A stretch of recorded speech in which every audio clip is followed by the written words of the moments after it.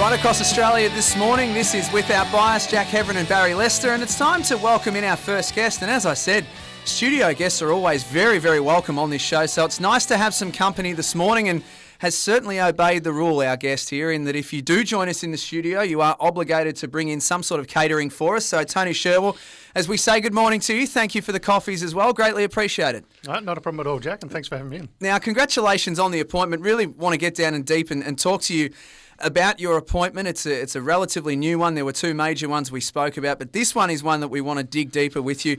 Bowls Operations Manager of Bowls Australia, the General Manager of Bowls Operations. It sounds like a big role. It does, yeah, it does. But interestingly enough, I don't have big shoes to fill because it hasn't been there, as you said. So, no, look, it's an exciting change, and I think it's something that will really take Bowls Australia forward. And for me, it's a slight difference. Obviously, I've come from managing the participation side of it, which I've been doing for 5 years now.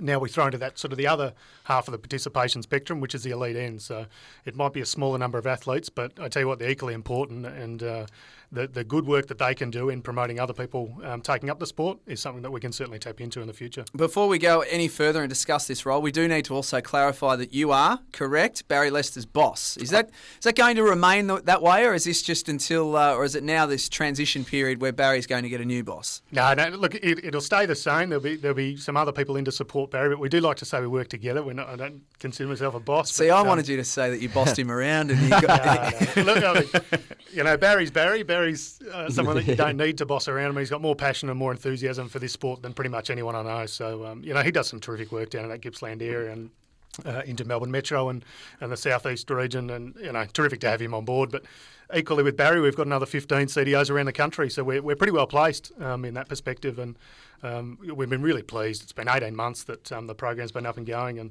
to see the success that they're bringing in, the new people and the new programs they're generating, a level of support for clubs that we've never seen before. So it really has been a great ride over the last 18 months. Barry's been obviously intimately involved in the CDO initiative and the CDO rollout, so I'll leave him to ask a few more of the technical questions. But the actual CDO rollout itself, one of the biggest changes as far as administration goes in any sport, not just bowls, but in any sport, to really start to tap in at grassroots. You played an integral role in that. You must be so pleased to see how that's become such a focal point of tapping into the communities. Yeah, Jack, I definitely am. It's probably pleased more for the sport than anything else, but it's interesting. I speak to a number of people within other sports, and we've had contact from golf and hockey and tennis and 10-pin bowling and a range of different sports. Now started to sit up and take notice of what bowls is doing, and I think that's testament to how successful the program's been. And I wouldn't be too surprised if we see other sports going down the same route pretty soon. We've turned it more into a business, and I think that's exactly what our clubs needed. Tony, I just want to ask a bit more about the CDO program itself. We speak about 15 staff all around Australia and working in all of the states. I just want to talk about the birth of the CDO program, where the funding came from and how it came about. I know that the census program was adopted quite a few years back and how successful that has been. Yeah, it is, Baz. We used to sell our sport by saying we had a couple of 100,000 members or 221,000 members at the time. And while that's not an insignificant number by any means, it probably doesn't necessarily tell the right story for bowls. We're talking about a sport that has close to 1 million people play every year, and whether it's someone like yourself, Jack, who might play it at a Bucks night or a 30th birthday or whatever it is, or someone like Barrie that plays 5 days a week, there's always room for everybody to come in and play, and as I said, the numbers that we experience, people coming in through bowling clubs, is an incredible number and something we should all be proud of. And so in effect, the CDO is like a representative that gets around to the clubs and obviously works with the clubs quite extensively on a lot of different initiatives. You just mentioned working with other sports and getting to know what they do. I know personally I have meetings with Tennis Victoria and cricket and golf and so on. Was it something that you sort of thought, well, we need to mirror what they're doing and have people out on the road working with clubs? Yeah, definitely. And look, we don't have the budget that perhaps a cricket does and a footy does through their TV rights, but I think the difference in the CDO program is that we treat it more like a business and we try and actually help the club get better. I think it's a really short-term view to say, let's just get more kids playing the sport, therefore they'll transition up along the pathway.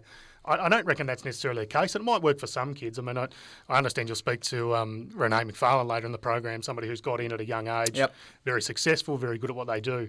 But there's a heck of a lot of people who come and play the sport.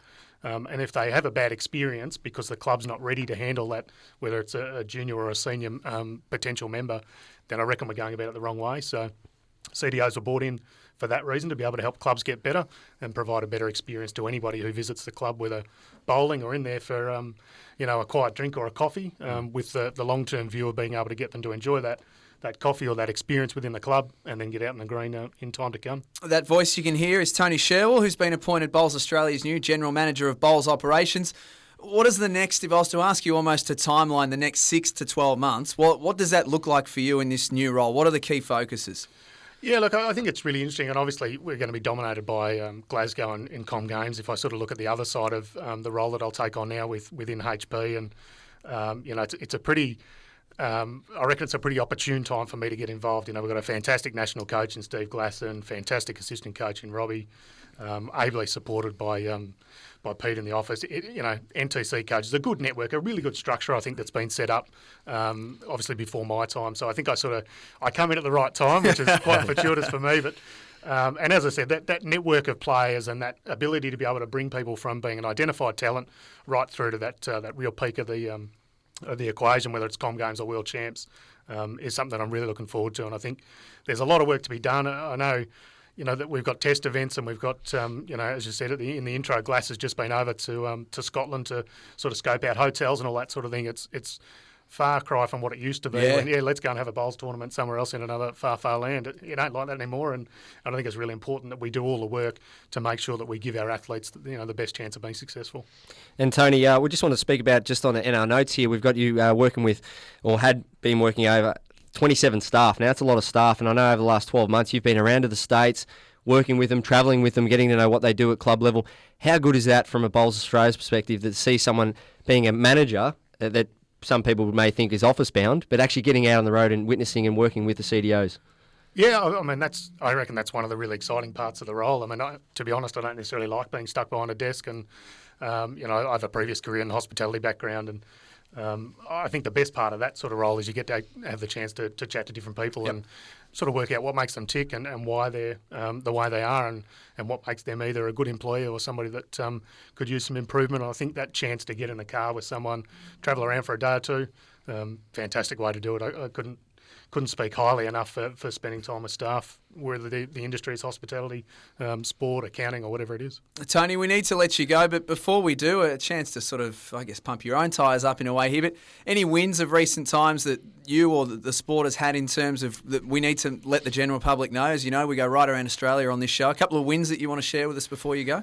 Yeah, I mean, look, you've obviously touched on in recent shows, and congratulations on your 40th show, by the way. But, I know that from the high performance side, 5 of 8 gold medals, 2 silvers at the last Worlds is just incredible. On the participation side, I tell you, we've got a lot of sports breathing down our neck as to say, what are you guys doing? And we've always had very good support from the Australian Sports Commission, but now to have them coming to us saying, gee, you guys are actually really doing some great work. Would you mind coming and informing other sports of how they do it? So there's some of our wins. And, of course, we've got Barrie Leicester, so, what more do you need? Oh, no, we need to take a break and just calm Baz down a little bit. Tony, thanks very much for your time.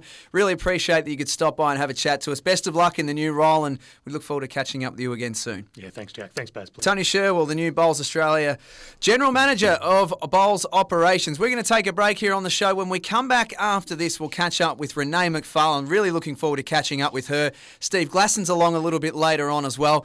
And everyone's favourite segment, Myth Busting with Barrie Leicester. That's next, right around Australia, here on Without Bias.